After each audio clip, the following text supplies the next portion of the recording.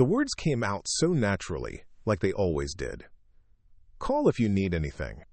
Maya Chen had said it countless times before, to countless colleagues, friends, and acquaintances. It was one of those polite phrases people throw around, expecting nothing to come of it. But when her phone buzzed at 3:17 a.m. on a Tuesday night, displaying Rebecca's name on the screen, Maya realized some promises carry more weight than you ever imagine. Before we jump back in, tell us where you're tuning in from, and if this story touches you, make sure you're subscribed, because tomorrow, I've saved something extra special for you. The crying was the first thing Maya heard when she answered. Not words, not explanations, just raw, broken sobs that seemed to pour through the phone like water through a broken dam. Maya sat up in her darkened bedroom, instantly alert, despite the fog of interrupted sleep. "Rebecca, what's wrong?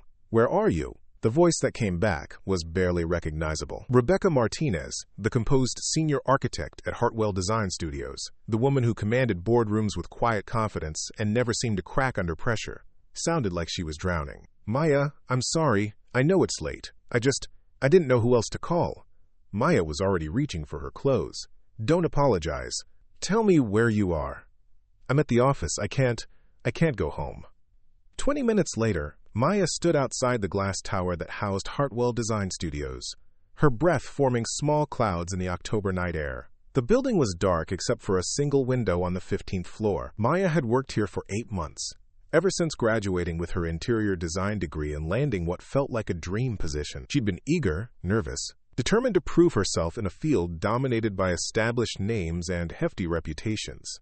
Rebecca had been her lifeline from day one, not officially a mentor, but something close to it. Where others saw Maya as just another junior designer trying to find her footing, Rebecca had seen potential.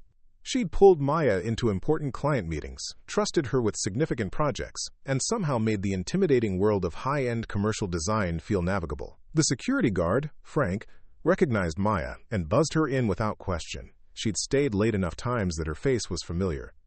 "Miss Chen, working the night shift again?" "Something like that, Frank." "Thanks." The elevator ride to the 15th floor felt endless. Maya had never seen Rebecca anything less than perfectly composed. Even during the chaos of the Morrison Hotel project, when deadlines compressed and clients changed their minds daily, Rebecca had maintained an almost supernatural calm. Whatever had reduced her to tears at 3 a.m. had to be devastating. Maya found Rebecca in her corner office, curled in the leather chair by the window that overlooked downtown Portland. The city lights stretched out below them, a constellation of late-night workers, insomniacs, and night-shift employees keeping the world turning while most people slept. Rebecca's usually immaculate dark hair hung loose around her shoulders, and her professional blazer lay crumpled on the floor. "I brought coffee," Maya said softly, holding up the thermos she'd filled before leaving her apartment. "And those cookies from the bakery on 3rd Street.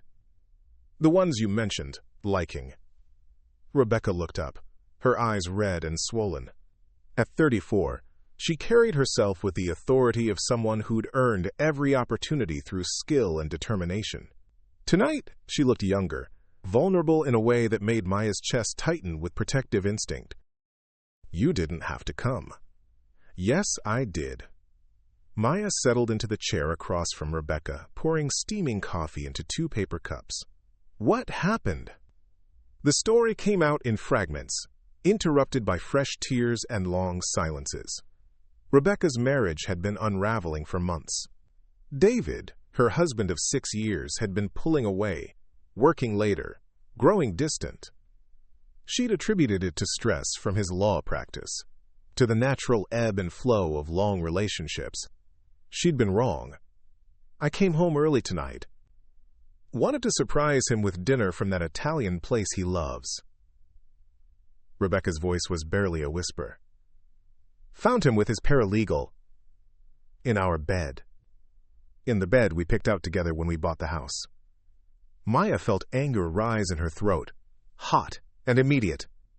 She'd met David at office parties, had always found something plastic about his charm, something performative about the way he touched Rebecca's shoulder or laughed at her jokes. But Rebecca had seemed happy, or at least content, and Maya had pushed down her instincts.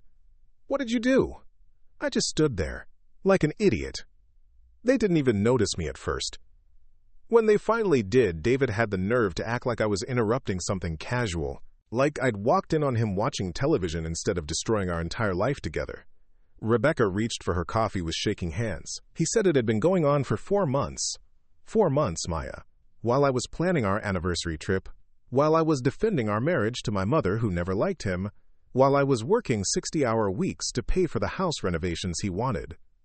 The office felt too quiet around them, insulated from the world by thick glass and corporate carpet. Maya had always found comfort in the studio after hours, when the frenetic energy of deadlines and client calls gave way to peaceful creativity. Tonight, it felt like a sanctuary where Rebecca could fall apart safely. "Where are you staying tonight?" "I can't go back there. Not yet." "I thought about a hotel, but—" Rebecca gestured helplessly around the office. This was the only place that felt stable. Pathetic, right? My marriage explodes and I run to work. "It's not pathetic. It's smart. This place is yours. You built something here that no one can take away from you." Maya meant it. In the 8 months she'd worked at Hartwell, she'd watched Rebecca transform from a talented senior designer into something approaching legendary status. The Riverside Cultural Center project had put her on the map nationally, and the Morrison Hotel renovation had cemented her reputation as someone who could blend historical preservation with cutting-edge modern design. Rebecca's office walls displayed awards, featured magazine articles, and photographs from groundbreaking ceremonies where she stood alongside city officials and satisfied clients. David always said this job was temporary, that once we had kids, I'd want to step back, maybe freelance part-time. Rebecca's laugh was bitter. He had our whole life planned out. His career taking priority, my ambitions scaled down to weekend projects and volunteer work. Did you want that? The question hung between them. Rebecca stared out the window at the city lights, and Maya could see her wrestling with an answer that had probably been buried under years of subtle pressure and well-meaning suggestions. "I thought I did, or I thought I should want it." David made it sound so reasonable, so natural, but every time I imagined scaling back, something inside me recoiled. This work, these projects, they're not just what I do, they're who I am. Maya understood that feeling intimately. Her own family had questioned her choice to move across the country for a design position, suggesting she could find something local, something less demanding. But Portland had felt like possibility itself when she'd visited for her interview. The Pacific Northwest's blend of urban sophistication and natural beauty, the city's commitment to innovative architecture and sustainable design, the chance to work alongside people like Rebecca, who saw buildings not just as structures but as opportunities to improve human experience. "You don't have to figure everything out tonight," Maya said. "But you don't have to face this alone either." Rebecca looked at her with something approaching surprise. "You barely know me outside of work. Why are you here?" The honest answer was complicated. Maya had admired Rebecca from her first day at Hartwell, had studied her presentations and project management style like a masterclass in professional excellence. But over the months, admiration had deepened into something more personal. Not romantic attraction, exactly, though Rebecca was undeniably beautiful. Something more like recognition. Rebecca approached design the way Maya hoped to, with passion tempered by precision, creativity grounded in practical problem-solving. "Because you'd do the same for me," Maya said simply. "And because you're one of the few people in this industry who's ever made me feel like I belonged here." They talked until sunrise painted the eastern sky in shades of rose and gold. Rebecca shared stories Maya had never heard, about growing up in a family that saw creativity as impractical, about fighting for opportunities in programs and firms that questioned whether she had the toughness for commercial design. Maya found herself opening up too, about the imposter syndrome that still hit her during important presentations, about the loneliness of starting over in a new city where professional relationships felt too formal and personal ones seemed impossible to establish. As dawn broke over Portland, Maya realized something had shifted between them. The carefully maintained boundaries of mentor and junior colleague had dissolved, replaced by something more honest and immediate. Rebecca wasn't just the accomplished professional Maya had admired from a distance. She was a complex, vulnerable woman dealing with the collapse of everything she'd thought stable in her personal life. "I should let you get home," Rebecca said as the morning light strengthened. You have the Henderson presentation today. Maya had completely forgotten about the Henderson presentation. The boutique hotel chain was considering Hartwell for a major expansion project, and Maya was scheduled to present her preliminary concepts at 10 a.m. It was the kind of opportunity that could launch her career or derail it, depending on how well she performed. Come with me, Maya said impulsively, to my apartment. You can shower, borrow clothes, get some real sleep. We'll both face today better if we're not running on coffee and adrenaline. Rebecca hesitated. I don't want to impose. You're not imposing. You're accepting help from someone who cares about you. Maya's apartment was a studio in the Pearl District, small but carefully designed to maximize space and light. She'd painted the walls a warm cream color and filled the space with plants and textiles that brought the outside in. Preparing and narrating this story took us a lot of time, so if you are enjoying it, subscribe to our channel. It means a lot to us. Now, back to the story. It felt like a haven after the emotional intensity of the night. Rebecca stood in the middle of the room, taking in the details. Maya's design aesthetic was evident everywhere, from the way she'd arranged vintage furniture with modern accessories, to the carefully curated collection of art books and fabric samples that covered one wall. This is beautiful, Rebecca said. You've got an incredible eye for residential work. Thanks. It's been my therapy project since I moved here. Maya pulled fresh towels from her linen closet and set them on the bathroom counter. The shower has good pressure, and there's soap and shampoo that doesn't smell like a hotel. I'll make breakfast while you clean up. Standing in her kitchen, scrambling eggs and listening to the sound of running water from the bathroom, Maya felt a strange sense of rightness. She'd spent so many mornings alone in this space, rushing through coffee and toast before heading to the studio. Having Rebecca here, even under these circumstances, made the apartment feel more complete somehow. When Rebecca emerged from the bathroom wearing Maya's oversized sweater and jeans that were slightly too long, she looked more like herself again. The shower had washed away the physical evidence of her breakdown, and a few hours of honest conversation had seemed to restore some of her natural composure. I can't remember the last time someone took care of me like this, Rebecca said, accepting a plate of eggs and fresh fruit. When's the last time you let someone try? The question was more pointed than Maya had intended, but Rebecca didn't seem offended. She considered it while chewing thoughtfully. Probably not since college. David always said he wanted to take care of me, but his version of care meant making decisions for me, solving problems I never asked him to solve. This is different. They ate breakfast as the city woke up around them. Through Maya's windows, they could see Portland coming to life. Early commuters heading to coffee shops, joggers following the waterfront paths, delivery trucks making their rounds to the galleries and boutiques that made the Pearl District feel like a small town within the larger city. I should get ready for the Henderson presentation, Maya said, though she was reluctant to break the peaceful intimacy of the morning. What's your concept? Maya pulled out her portfolio, spreading preliminary sketches across her small dining table. The Henderson hotel chain wanted to expand into the Pacific Northwest, with properties that captured the region's unique blend of urban sophistication and natural beauty. Maya's design proposed using local materials like reclaimed timber and river rock alongside modern glass and steel, creating spaces that felt both rooted in place and timelessly elegant.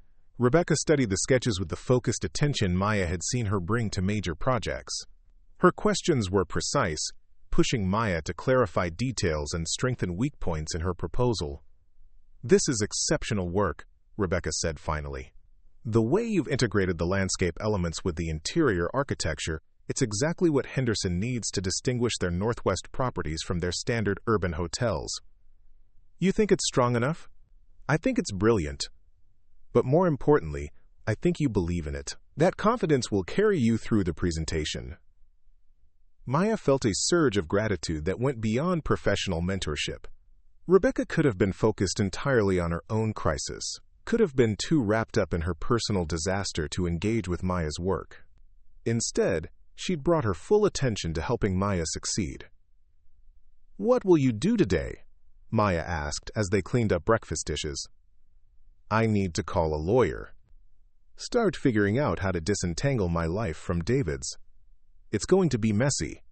The house, our joint accounts, the vacation we booked for next month. Rebecca's voice remained steady, but Maya could see the effort it required. Do you want company when you go back to get your things? You don't have to do that. I know I don't have to. I want to. Rebecca looked at her for a long moment, and Maya saw something shift in her expression. Recognition, maybe? Or gratitude that went deeper than words. Okay, yes, I'd like that. The Henderson presentation went better than Maya had dared to hope. Her concept resonated with the hotel executives, who seemed genuinely excited about the possibility of creating something distinctive in the competitive Portland market. By the time she finished answering their questions, Maya felt the particular confidence that comes from knowing you've done your best work and communicated it effectively. Rebecca was waiting when Maya returned to the studio, looking more like her professional self in a borrowed outfit from the emergency wardrobe she kept in her office closet. But something fundamental had changed. The careful distance she'd always maintained seemed to have dissolved, replaced by a warmth that made Maya's pulse quicken. How did it go? Rebecca asked. I think they're going to give us the project. Us? Maya realized what she'd said and felt heat rise in her cheeks. I mean, give the firm the project, obviously. But Rebecca was smiling, the first genuine smile Maya had seen since the phone call at 3 a.m. I like the sound of us. Would you be interested in collaborating on Henderson if they do choose Hartwell? I could use a partner who understands residential comfort as well as commercial impact.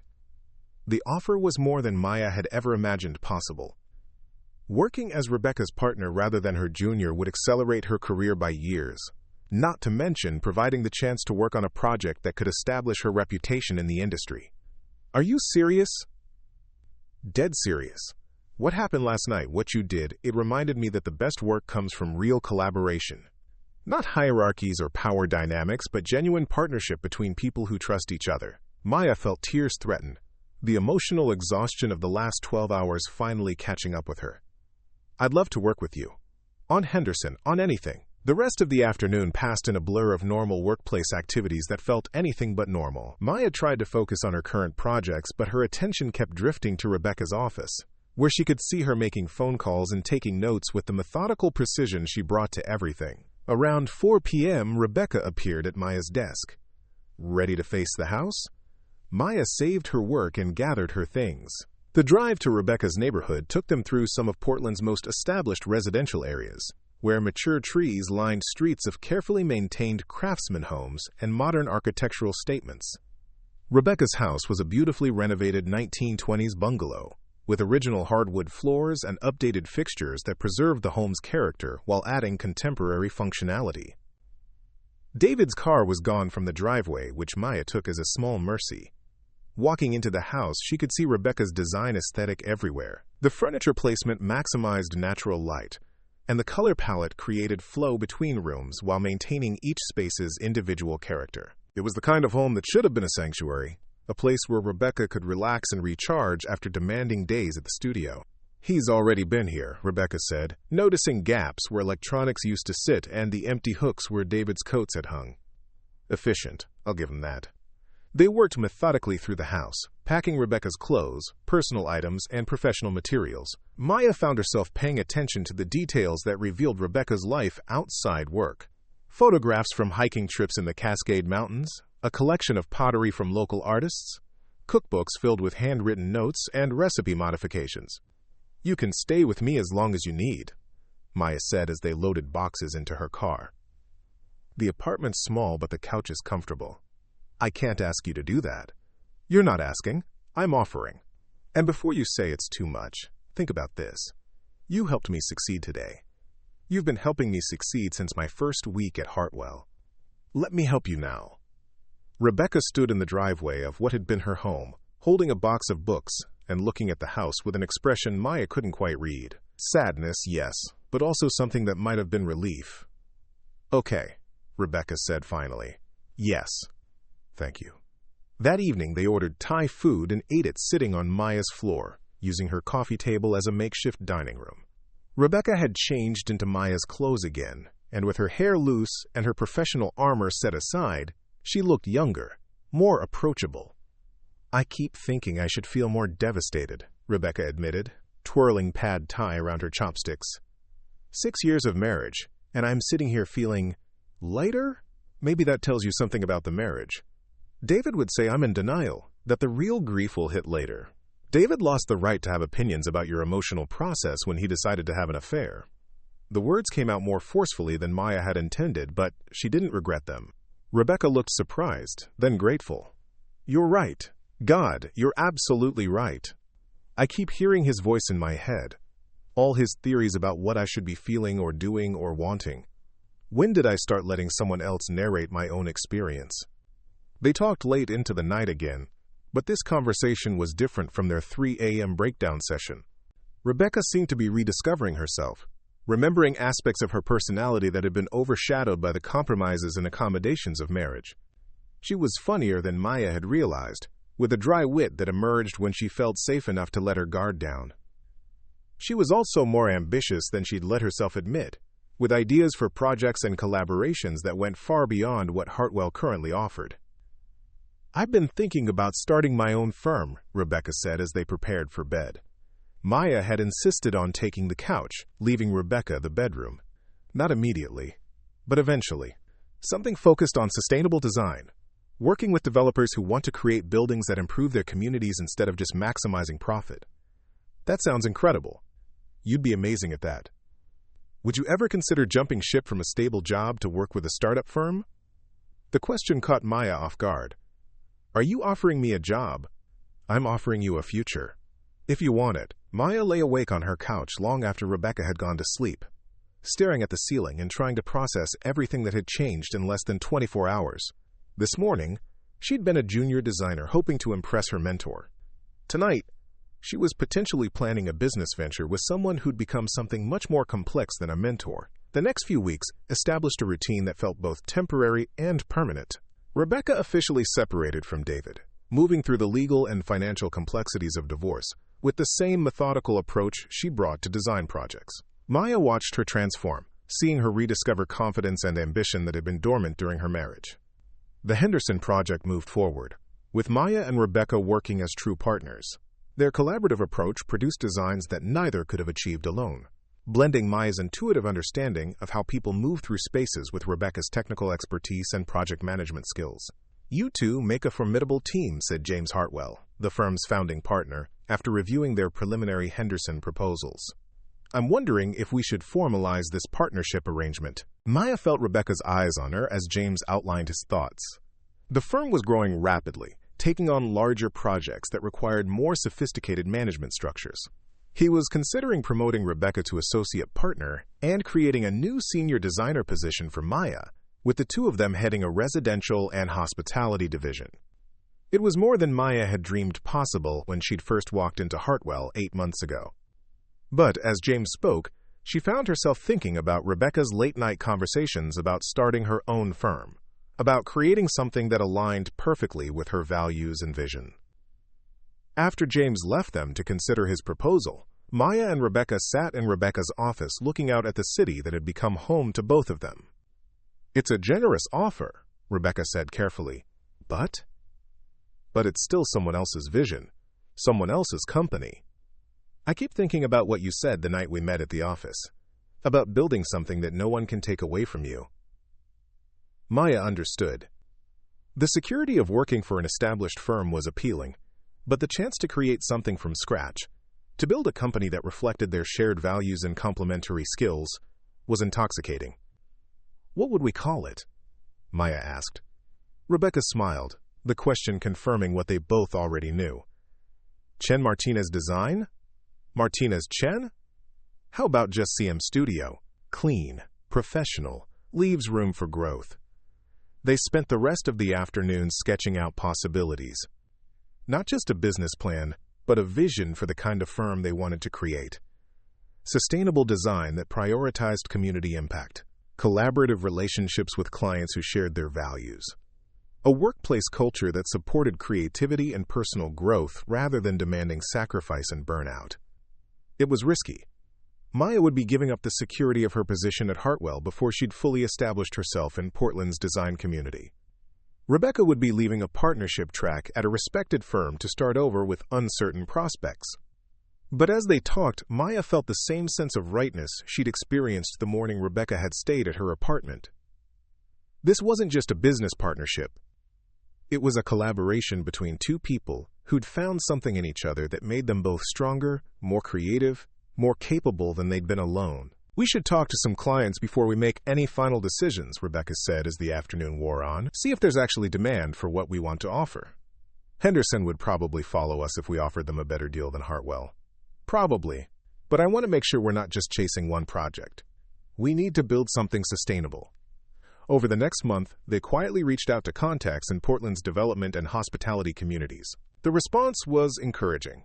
Several developers expressed interest in working with a firm that specialized in sustainable, community-focused design. A boutique hotel group wanted to discuss a project in Seattle. A nonprofit organization needed help designing affordable housing that would serve as a model for other cities. The night before they planned to give James their decision, Maya cooked dinner at her apartment. Rebecca had been staying there for almost a month, and they'd fallen into domestic routines that felt natural and comfortable. Rebecca handled grocery shopping and laundry. Maya cooked and managed their shared calendar. They'd become partners in more than just professional planning. "Are you scared?" Maya asked as they cleaned up after dinner.